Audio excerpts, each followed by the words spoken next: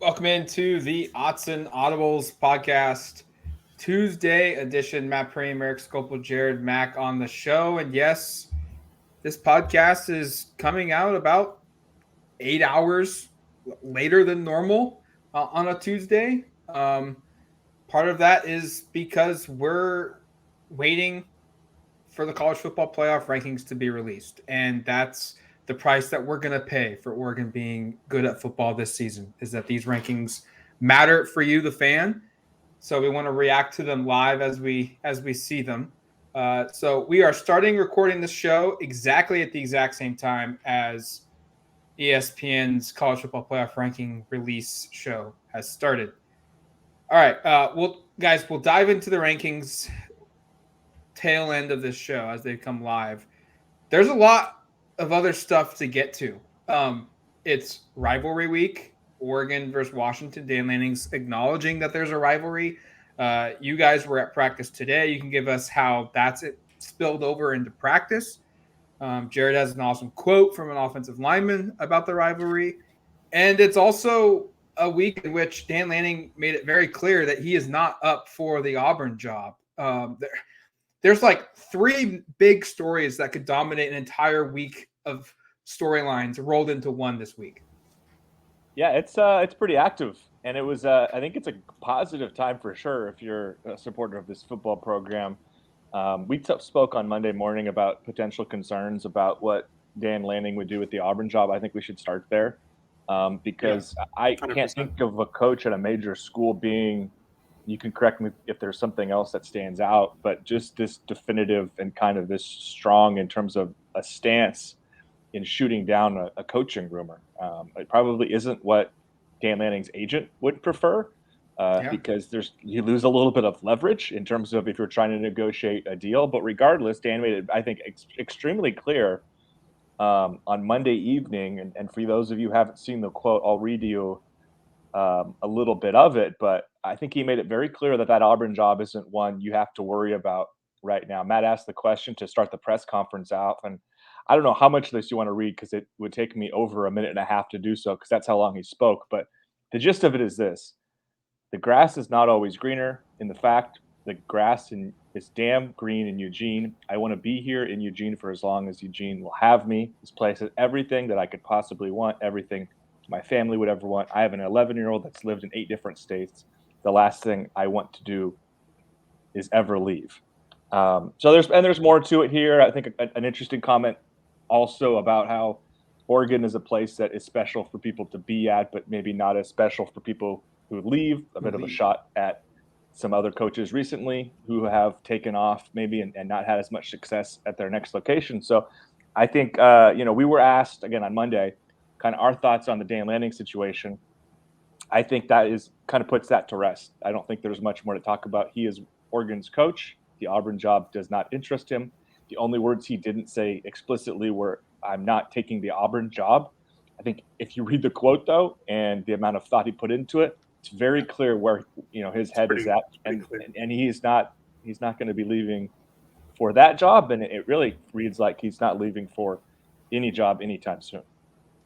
Yeah, I mean, we kind of we didn't say it as eloquently as Dan, and I think the grass is greener in Eugene needs to be on a T-shirt like immediately. But that's kind of what we said on the early morning Monday podcast, where unless this report was coming from somebody that is credited in the college football world, like a Bruce Feldman, and I don't know, maybe no disrespect for the Auburn guy who tweeted it out, but maybe some disrespect.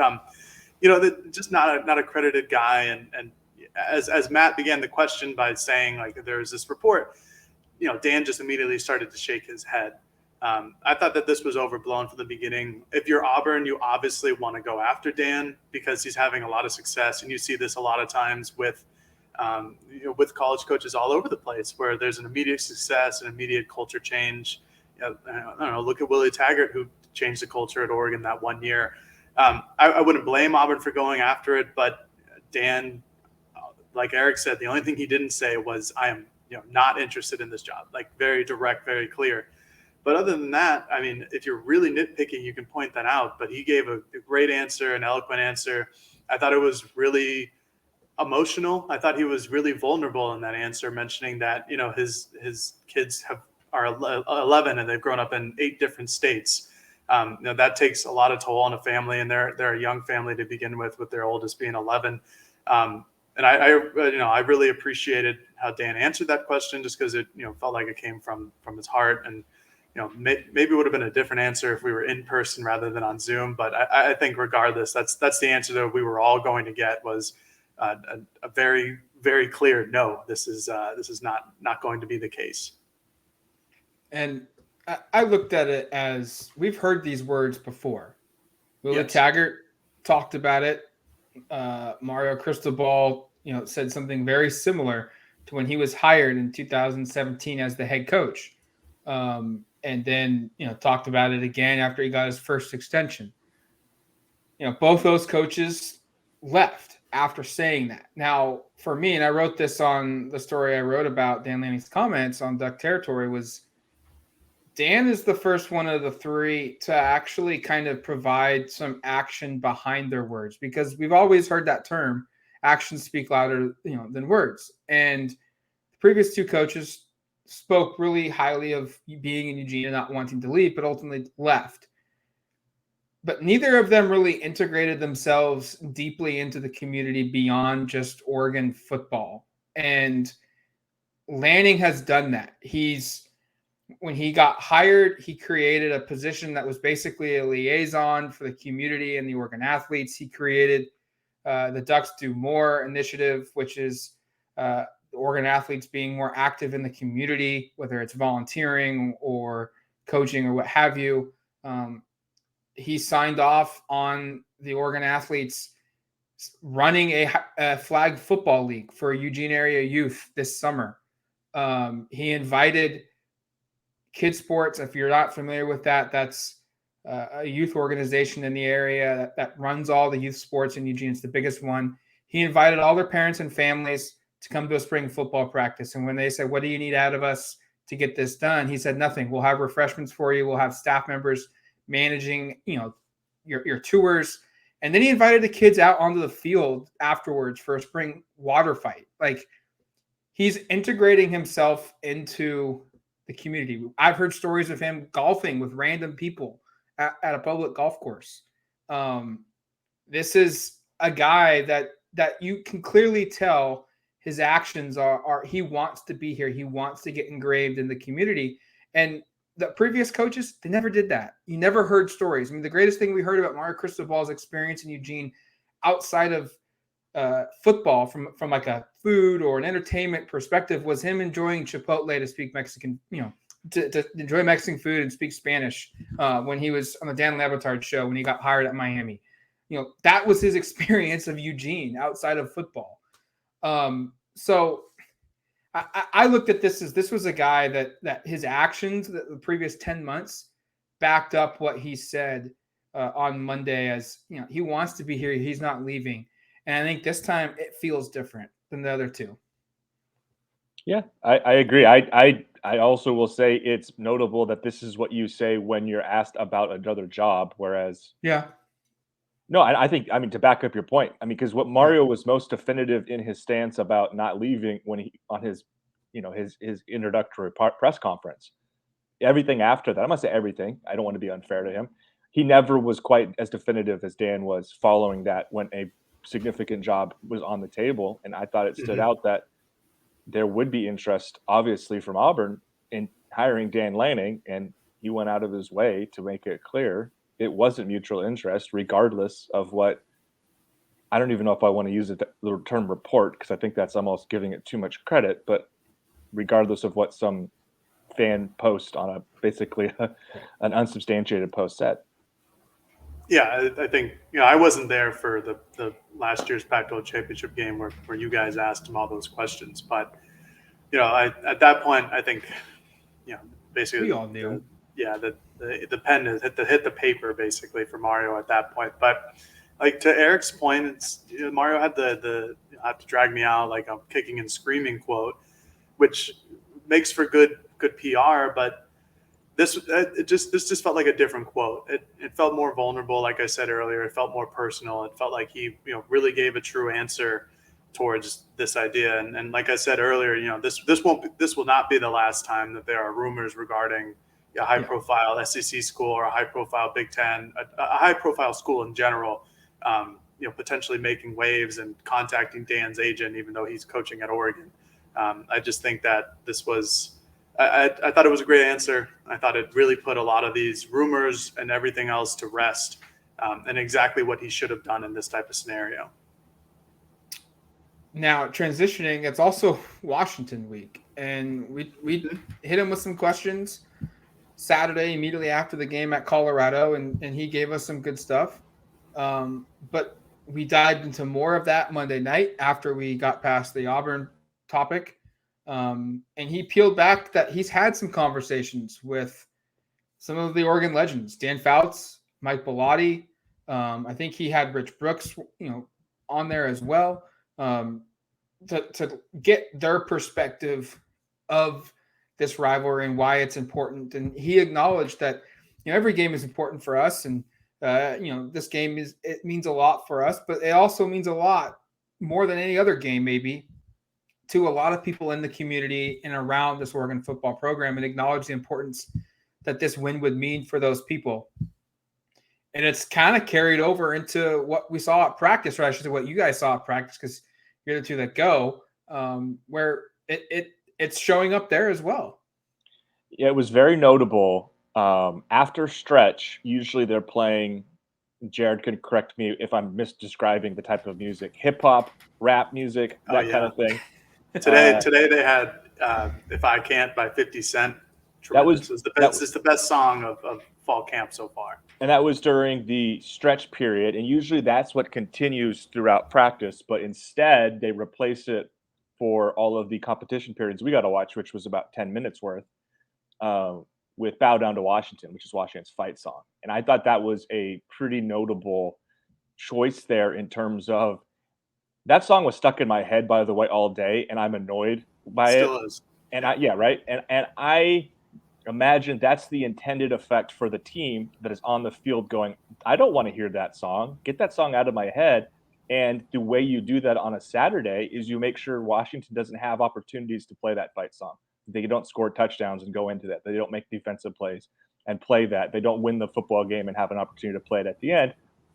And so to introduce it early on in the week for at least part of practice, we weren't there afterwards. And honestly, by the way, Bo Nix described it, sounded like maybe they didn't continue that throughout practice. But for at least the first 15 or so minutes of practice, 10 minutes of practice, that was what they did. But that was notable. I also thought it was notable that Dan, he had his quote yesterday about it's a rivalry where no love is lost. And if these programs don't like each other, he got on the microphone and to kind of hype his players up, said, "Come on, guys, it's hate week," which, we referenced that's Husky hate week. That's a term that Oregon fans use. I'm not sure I've ever heard an Oregon coach refer to it quite the same way.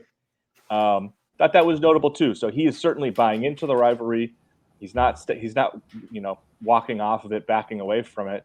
And I find that to be very notable. And I know we're going to want to get into the college football playoff stuff, so I don't know if we want to belabor this point before we go into. Do you want to talk injuries really quick before we get into the playoff stuff? I mean, we'll talk injuries, and then we'll take a quick break. Okay, just because I think we could probably go around a circle and talk for another 5 minutes, and then we're not reacting to these rankings quite as live as we'd like to. Injury report was really positive today. I'll hand it off to Jared in a moment here, but I mean, I thought it was really positive. You're I'm live reacting to the college football playoff. Oh, okay. You were live reacting before we're live reacting. Yes. Quickly for injuries, DJ Johnson was back. It was a full participant. Taki Taimani was a full-time participant as well. Left ankle pretty heavily wrapped up, but that's the extent of what we know in terms of that injury. I would say close to full participant. Didn't take part in one of the drills. Full participant. Okay. I know DJ Johnson was a full participant. It was Tuesday, which means it's mod bracket drill day at Oregon football, and DJ Johnson was a full participant there. No Chase Cota. No Chase Cota spotting, at least when we were at practice, but I don't think he came in afterwards. Dan touched on that on yesterday on Monday, saying that that him and Stephen Jones are still working back from it.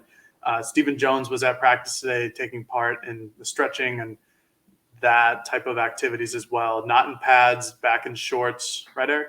Not in pads? Not in pads, but I rose my eyebrows because he actually did take part in some sled pushing, which was a notable step up, and doesn't mean he's going to play this weekend, but like I think he's pretty close.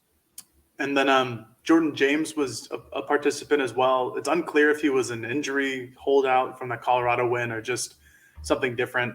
I would assume it's injury just because of how often he's played. And the only time he hasn't played this year against Eastern Washington, Dan did come out and say it was due to an ankle injury. But he was a participant today. I think that kind of takes care of it. One more? Alex Forsyth. Forsyth. He was. Yeah, you have more on this than I do. I actually have a little bit more. So he took part. He was dressed. He was in full uniform. Did not take part when they did a full contact 5-on-4 blocking drill, basically 5 offensive linemen against 3 down linemen and an edge guy. He was off to the side. Ryan Walk was back at center, and I did ask Ryan Walk after the game, or actually after practice, about kind of what went down on Saturday. And he did say that Forsyth was a little dinged up going into the game. He wanted to give it a go, but there was kind of a contingency plan in place that if Forsyth couldn't continue, Ryan knew he would play the whole second half, and that's where they got to. And he didn't specify on injury, obviously, with Forsyth. That's a head coach's job, but did indicate that this is some kind of an injury that Alex is dealing with. All right, let's take a quick break. We'll come back. We'll react to the college football playoff rankings that just came out. All right, welcome back to the Odds and Audibles podcast. Matt Prey, Eric Scopel, Jared Mack on the show. College football rankings, as we are recording this podcast, were released live. If you haven't seen them, well, here you go. Some breaking news. Oregon is 6th in the college football playoff. Georgia is 1. Ohio State, Michigan, TCU round out the top 4. Tennessee is at number 5. They dropped from 1 to 5. And then LSU is at number 7, just behind the Oregon Ducks. The rest of the top 10, USC at 8, Alabama at 9, Clemson at 10. Notable Pac-12 teams, UCLA 12th, Utah 13th. And because Washington beat Oregon State, who was in the top 25 last week, they've moved up into number 25. So that's good for Oregon from an opponent's strength of schedule standpoint for this weekend. But guys, I think my first reaction is this is exactly how it should be. And the path is now set for Oregon to kind of move up into the top 4 if they win out. The only thing I was wondering was would the committee move LSU ahead of Oregon? I know they have 2 losses. The strength of their victories are more impressive than what Oregon has done this year. So I guess that was something I was somewhat wary of. I'm not surprised they jumped USC. I think the committee is showing Oregon a lot of respect by keeping them ahead of a LSU team, which just beat Alabama last week and has had some other really impressive wins of late. This is an LSU team that's definitely playing well. It's also an LSU team, and we talked about this on Saturday after they beat Alabama, that I don't think you have to worry about too much if you're Oregon, assuming they don't win the SEC championship, because the path right now is they would play in the conference championship a game against Georgia. And if they lose, they have 3 losses, which means they're totally out. So I don't think LSU is a big threat. Looking at this, I think Oregon's path is pretty clear. Tennessee is a team you have to worry about. They don't have a ton left on their schedule. Like if hypothetically, if everybody ahead were to win out besides the obvious Ohio State Michigan game, the Tennessee Oregon discussion could be pretty interesting, but Oregon's path is pretty clear. Like they win out, they have a really good chance of making it. I don't think it's 100%. I looked at the ESPN college football playoff predicting tool that they have on their website. 64% chance of making the playoffs for Oregon if they were to win their final 3 regular season games and to beat USC, UCLA, Utah, whoever it is in the conference championship game. That's up 14% from last week when it was a 50-50 proposition. So an improvement without question for Oregon. This last weekend, we talked about it. It was big for a couple of teams. And I think Oregon, along with TCU, are probably the 2 teams who improved their standing the most based upon having Clemson and Alabama kind of removed, not fully in Clemson's place, but in Alabama's place, I think entirely from the discussion.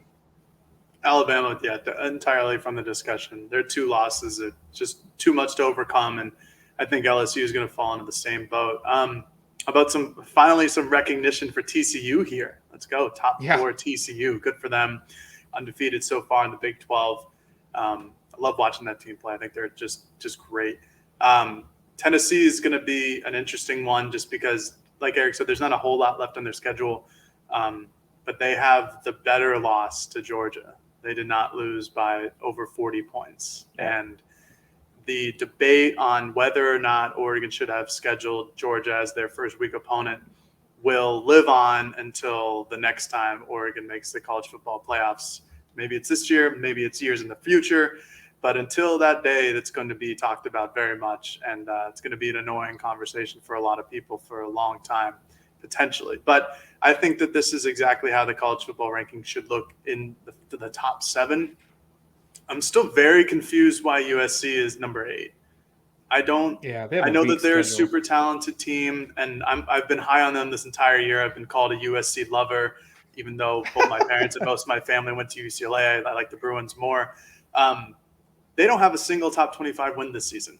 And until they play USC or UCLA in 2 weeks, they're not going to get one. And they might play Oregon in the championship game, which would be if they were to win, that would obviously be their best win of the season. But their defense gave up, was it 36 points to Cal, 37 points to Cal this past week. They've got a lot of trouble stopping people. Their offense obviously has the name stakes, and they average all the points per game, and they're really good there. But their strength of schedule really stinks. UCLA has a much better strength of schedule. And their one loss was to Oregon, which was now the number 6 team in the country. USC's was a 1-point loss to Utah on the road, a respectable loss because Utah's a good program. I just don't get that part of it, but I think for the top 10 is pretty darn solid, I have to admit. I don't think it's easy to do this for the College Football Selection Committee, and I'm not trying to give them the benefit of the doubt because I don't want to be a homer or anything like that. But I think you have to. You have to. It's such a hard job. Yeah, like come on. It's really difficult, and there's always going to be some sort of disagreement, just like how I don't agree with USC being number 8 overall. But I think that this is as good as it gets, and now this is The Pac-12 has 5 ranked teams, which is also impressive considering where we thought they would be going into the season with a lot of uncertainty, a lot of new coaching. Oregon's in a great place right now. Like you guys just went through, they control their destiny here. I think the only thing that could really make things wonky and difficult is if LSU wins out here and they get to the SEC championship game and they beat Georgia, and Georgia doesn't lose up until that point, the Bulldogs are in the playoffs. And yes, I have a hard time seeing LSU, even with 2 losses, getting left out of the college football playoff. Because they'd have a win over number 1 Georgia. They'd have a win over Alabama, which I understand doesn't look nearly as good as it does now. But knowing the reputation that the SEC gets, that just feels like something that could see Oregon get jumped by LSU.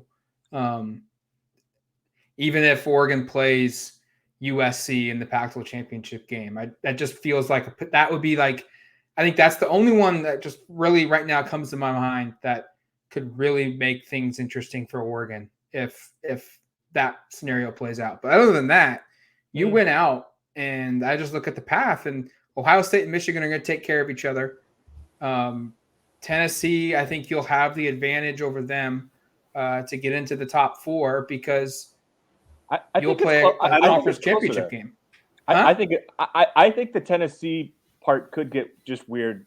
They're not going to be in the conference championship, but I don't think you completely eliminate them yet. I won't. I don't think they have the better loss to Georgia. They didn't lose by 46.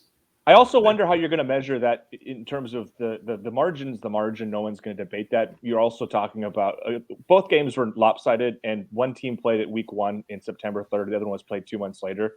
Does the committee look at that in terms of like they might? Tennessee's a team that has clearly already hit its stride. They were able to beat LSU. They were able to beat Alabama earlier on this season. Oregon was not anywhere near what Oregon is now week 1. So I'll be curious to see how they litigate that. But I do think you can't totally write off. Like, this is where it gets frustrating, I think, because in theory, Oregon, as a conference champion with 1 loss, should get in over either Tennessee or the Michigan-Ohio State loser who would have 1 loss. But both those teams have really strong resumes too. So it could come down to some, what I would say is, like, that's why it's not 100% if Oregon wins out on the ESPN model. That's why it's 64%. It's because the Tennessee and then the Big Ten champion. And again, I think if TCU loses, Oregon's going to jump them. I don't think there's any question. They won't have the same resume Oregon does. Yes. My only concern is the Big Ten loser and the Tennessee.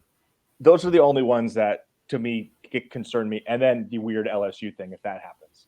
Those are the things to me to watch right now. The weird LSU one.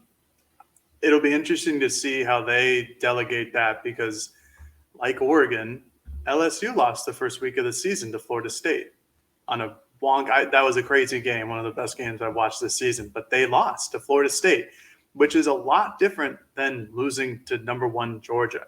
Their other loss, obviously, is to Tennessee. So that'll be interesting to see how they delegate. I'm with Eric.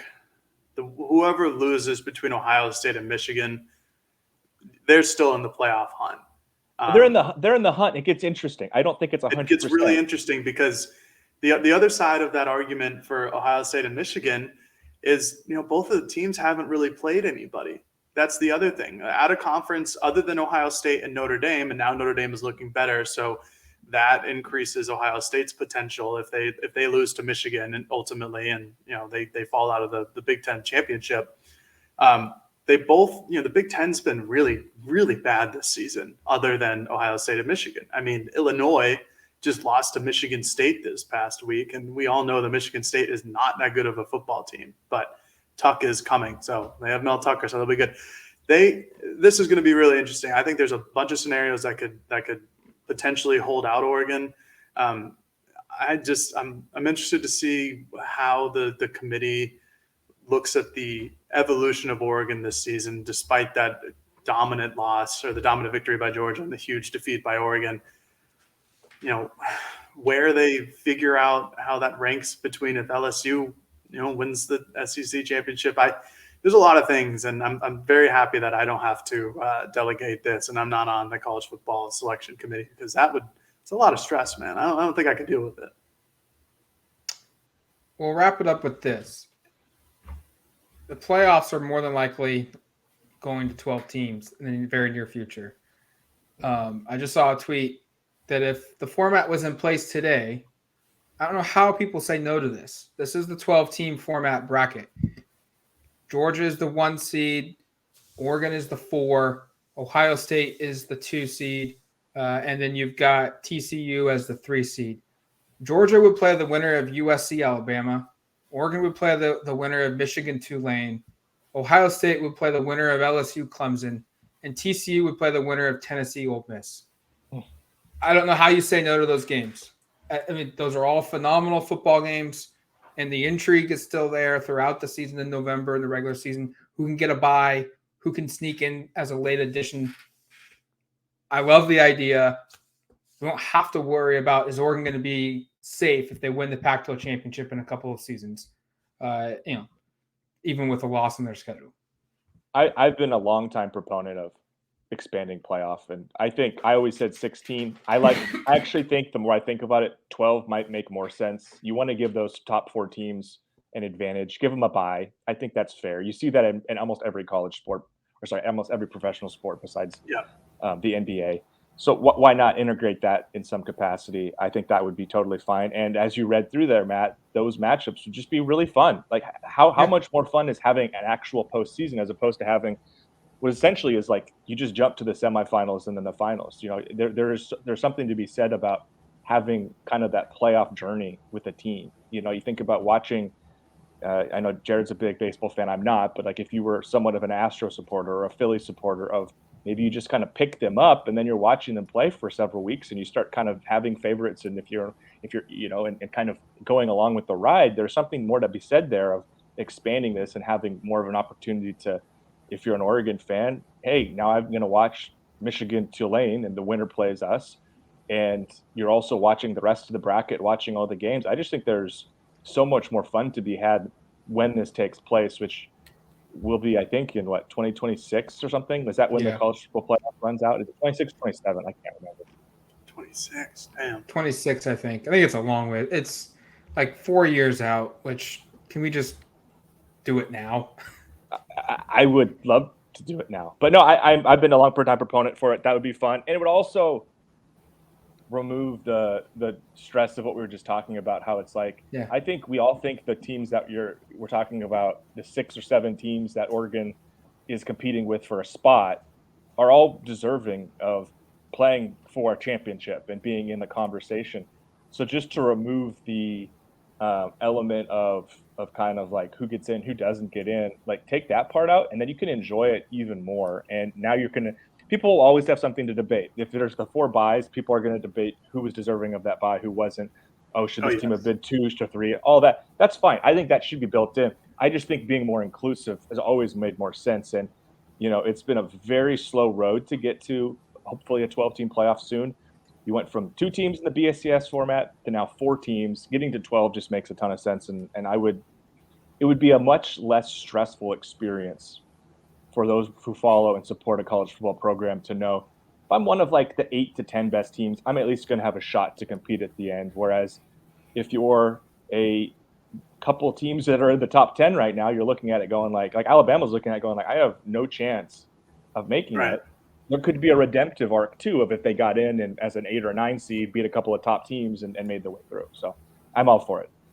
Yeah, the March Madness appeal to college football kind of blows my brain because I've never even thought about something like that. But it would be great. It'd be wonderful, and I'm very excited for that top 12 to come out. And read something real quick that they're hopeful they get it done by 2024 instead of 2026. So that would be really nice. I will, for just a brief moment, play devil's advocate for this because conference realignment is still coming and people are going to be moving by 2024, including some from the Pac-12. Sure. The idea that you have an automatic conference champion enter the college football playoff will be a huge debate just because of the talent level and the disparity of conferences when teams ultimately move from one to the other, like the Big Ten or the Pac-12 to the Big Ten or to the SEC or the Big 12 to the SEC. I think that's going to be a huge debate, and I am already not looking forward to it. Yeah, that's certainly will be the next transition for Vidality of getting in or not. But we've got a couple years to prepare for that discussion. It's going to do it for us here on the Odds and Audibles podcast. Thank you for listening to the show. We'll be back with another edition here shortly. But until then, you've been listening to the Odds and Audibles podcast. Talk to you later, folks. Peace.